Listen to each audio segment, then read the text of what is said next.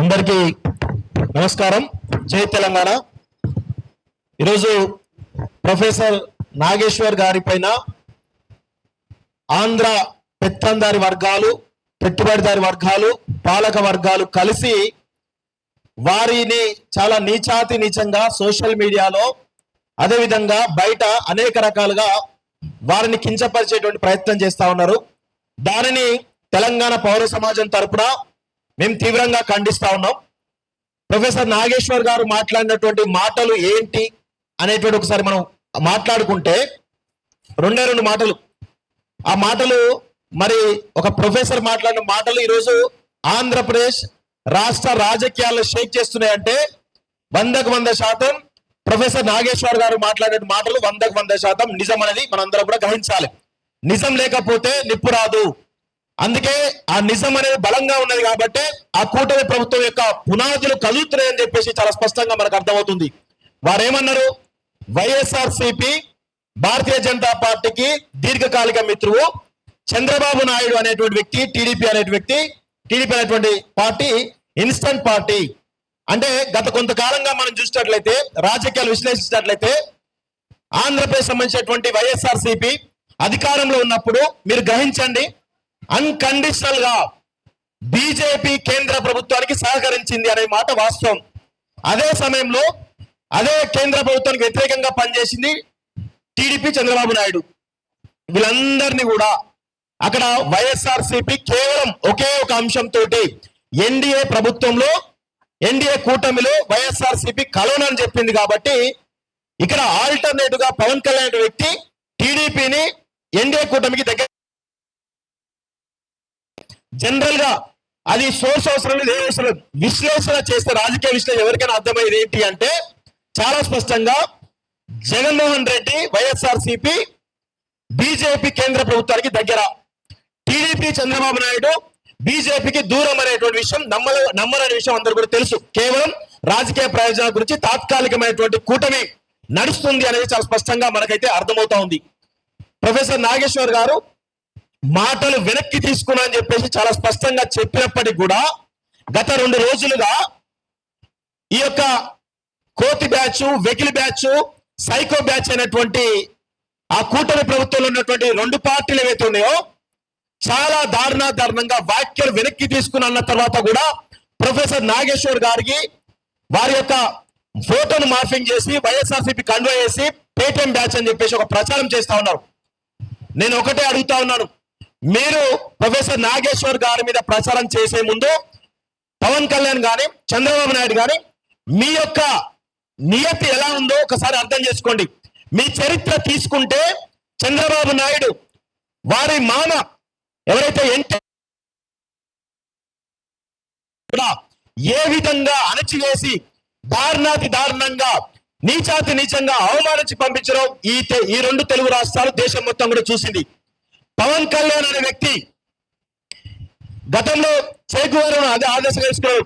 గద్దర్ నా సొంత గద్దర్ ఐడియాలజీ నా ఐడియాలజీ అన్నాడు. కానీ ఇప్పుడేమో సనాతన ధర్మం అంటూ మాట్లాడుతూ ఉంటే ఈరోజు ఆ రాష్ట్ర ప్రజలు ఆ వెనుక నడుస్తూ ఉన్నారు.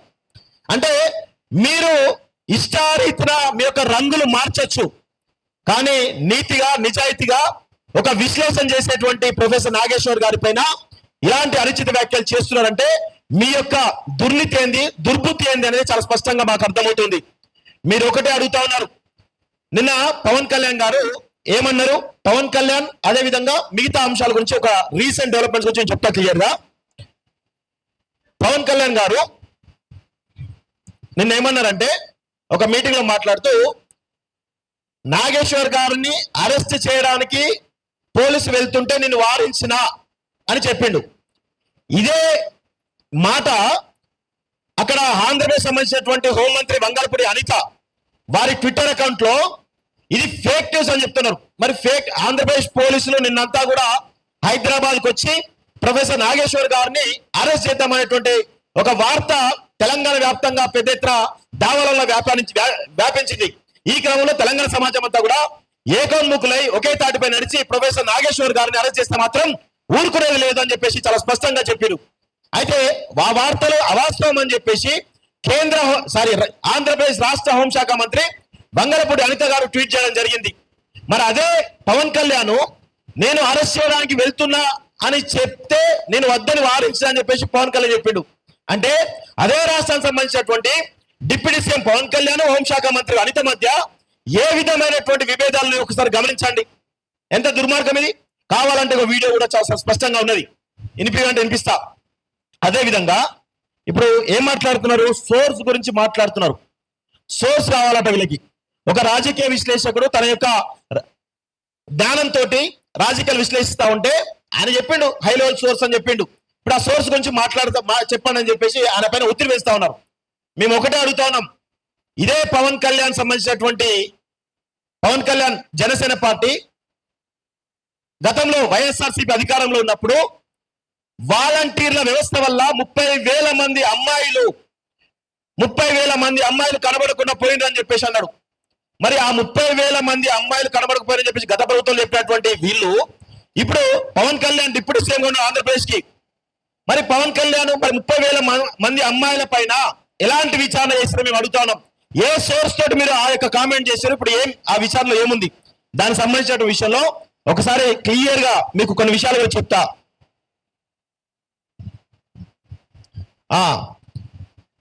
చూడండి ఒకసారి, రాష్ట్రంలో హ్యూమన్ ట్రాఫికింగ్ జరుగుతుంది, 30,000 మంది యువతులు కనిపించకుండా పోయారని పవన్ కళ్యాణ్ చంద్రబాబు దుష్ప్రచారం చేసిన గతంలో.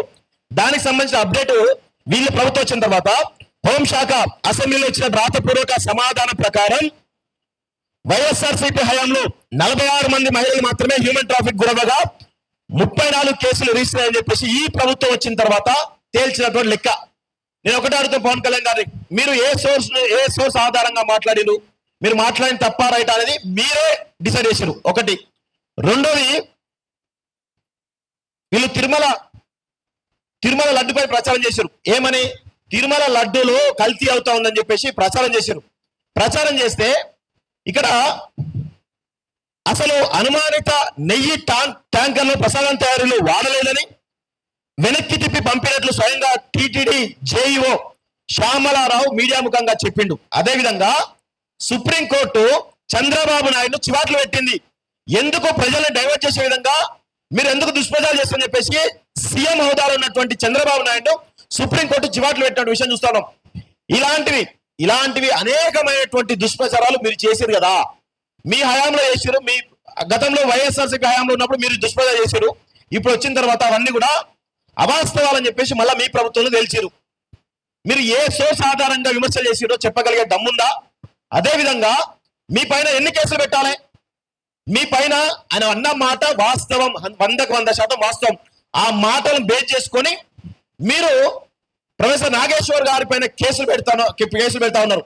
ఎన్ని గుండెలు ఉండాలి మీకు? ఒక తెలంగాణ సంబంధించినటువంటి ప్రొఫెసర్ నాగేశ్వర్ పైన మీరు కేసులు పెట్టి అరెస్ట్ చేసేటువంటి దమ్ముని దాన్ని అడుగుతున్నాం. రండి ఒక్కసారి ప్రొఫెసర్ నాగేశ్వర్ గారి పైన చేయండి, ఒకసారి ఆయన పట్టుకుపోయే ప్రయత్నం చేయండి.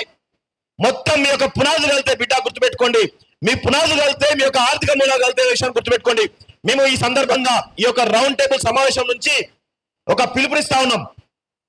ఈ చంద్రబాబు నాయుడు కూటమి ప్రభుత్వం ఏదైతే దుర్మార్గాలు చేస్తా ఉందో, మేము ఆంధ్రప్రదేశ్ సమస్య గురించి మాట్లాడలేదు, మా తెలంగాణ సంబంధించినటువంటి అనేక విషయాలపైన వెంకట్రామరెడ్డి నుంచి మొదలు పెట్టుకుంటే ప్రొఫెసర్ నాగేశ్వర్ గారు కావచ్చు, లేకపోతే ఈ హైదరాబాద్ సంబంధించిన రాజధాని విషయంలో కావచ్చు, అనేక దుష్ప్రచారాలు చేస్తున్నటువంటి ఎవరైతే ఉన్నారో మేము ఒకటే ఇక్కడ ఆలోచిస్తా ఉన్నాం.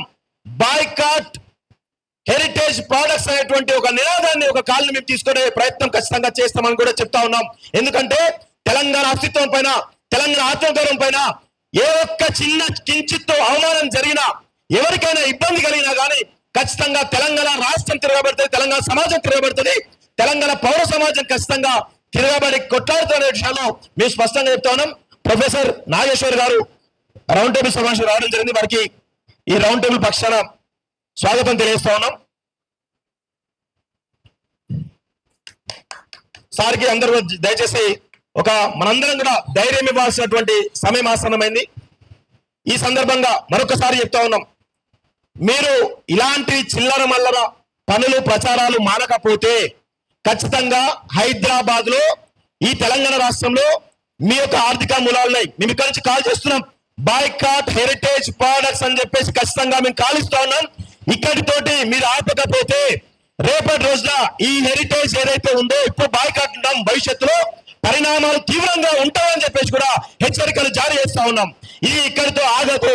ఎందుకంటే తెలంగాణ అస్తిత్వం పైన, తెలంగాణ ఆత్మగౌరవం పైన మీరు ఇంకా కూడా మీ పెత్తనం చెలాయిస్తాం, మీ యొక్క దౌర్జన్యం చెలాయిస్తామంటే తెలంగాణ సమాజం ఊరుకోదు. ఖచ్చితంగా తెలంగాణ ఉద్యమం ఏ విధంగా అయితే ఉవ్వెత్తులేసిందో అదే ఉద్యమం మళ్ళీ మొదలు పెడితే మీరు ఇక్కడ ఉండరు అనే విషయాన్ని మరొకసారి స్పష్టంగా తెలియజేస్తూ నాయకు అవకాశం ఇచ్చినటువంటి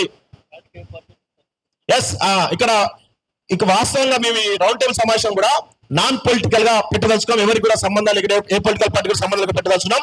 నేను ఒకటే అడుగుతున్నాను, కాంగ్రెస్ పార్టీని, భారతీయ జనతా పార్టీని, భారతీయ రాష్ట్ర సమితిని, కమ్యూనిస్టు పార్టీలను, అదేవిధంగా జన సమితిని, రకరకాల వివిధ రాజకీయ పక్షాలు అవుతున్నాయో మీరందరూ కూడా తెలంగాణ పౌరులే అయితే, తెలంగాణ రక్తమే మీలో పారితే ప్రొఫెసర్ నాగేశ్వర్ గారికి మద్దతుగా ఇక్కడ జరుగుతున్నటువంటి ఏదైతే ఆంధ్ర ఆధిపత్యం ఈరోజు తెలంగాణ మీద చూపిస్తున్నారో మీరందరూ కూడా ముక్త కంఠంతో పార్టీల పరంగా ఖచ్చితంగా ఖండించాలని చెప్పేసి కూడా ఈ రోజు మీకు కోరుతా ఉన్నాను. లేకపోతే మిమ్మల్ని కూడా చంద్రబాబు నాయుడు తొత్తులుగా, లోకేష్ తొత్తులుగా, పవన్ కళ్యాణ్ తొత్తులుగా మిమ్మల్ని చిత్రీకరించాల్సిన అవసరం ఉంటుందని చెప్పేసి కూడా ఈ రౌండ్ టేబుల్ పక్షాన మేము డిమాండ్ చేస్తా ఉన్నాం. మీరందరూ కూడా ప్రొఫెసర్ నాగేశ్వర్ గారికి మద్దతు తెలిపాల్సిన అవసరం అయితే ఉంది అని చెప్పి తెలియజేస్తూ ఈ అవకాశం ఇచ్చిన మీ అందరూ కూడా మరొకసారి ధన్యవాదాలు. జై తెలంగాణ.